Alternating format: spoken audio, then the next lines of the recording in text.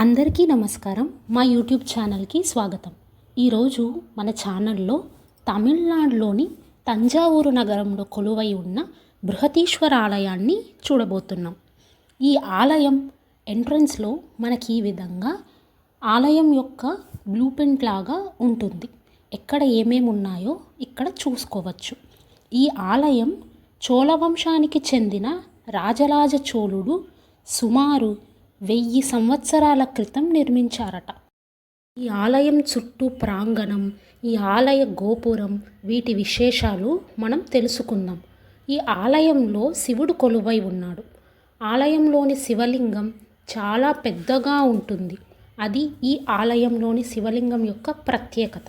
ఈ ఆలయంలోని విమాన గోపురం సుమారు 216 అడుగుల ఎత్తు కలిగి ఉంటుందట. అంతేకాదు గోపుర శిఖరంపై ఉంచిన కలశం ఎంతో ప్రసిద్ధి చెందింది. దీని బరువు కొన్ని వేల టన్నులు ఉంటుందని అంచనా.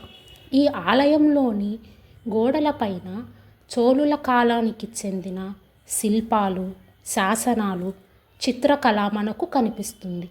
ఆలయం గోడలపైన దేవతల శిల్పాలు, నృత్య భంగిమలు, సంగీతానికి సంబంధించిన చిత్రాలు చాలా ఉన్నాయి.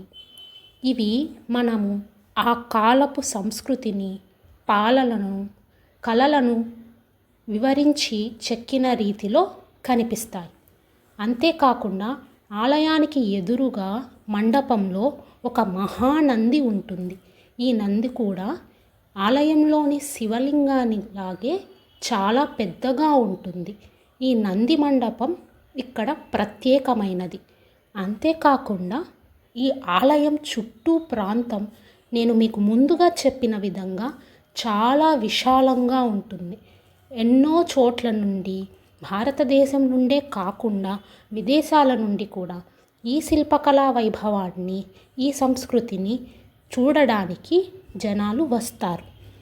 మనము ఈ ప్రత్యేకమైన ఆలయాన్ని కేవలం దేవాలయం మాత్రంగానే కాకుండా మన భారతదేశపు సంస్కృతికి చిహ్నంగా కూడా అనుకోవచ్చు.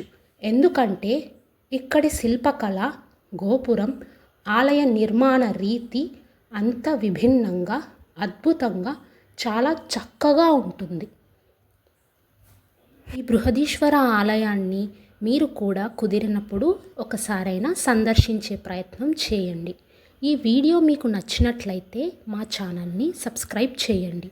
ఈ వీడియో చూసినందుకు ధన్యవాదాలు. ఓం నమః శివాయ, ఓం నమః శివాయ, ఓం నమః